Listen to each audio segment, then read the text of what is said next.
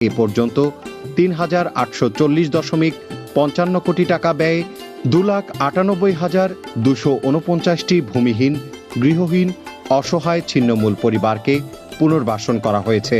২,৭৫,৬৫৬ জনকে আয়বর্ধক পেশাভিত্তিক প্রশিক্ষণ প্রদান করা হয়েছে।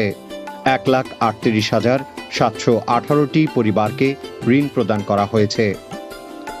সবুজায়নের লক্ষ্যে প্রতিটি প্রকল্প গ্রামে ফলজ, বনজ ও ঔষধি বৃক্ষরোপণ করা হয়ে থাকে। প্রকল্প গ্রামে বসবাসরত উপকারভোগীদের জীবনমান সহজীকরণের জন্য বিদ্যুৎ সংযোগ প্রদান, সুপেয় পানি ও স্যানিটেশনের ব্যবস্থা করা হয়েছে।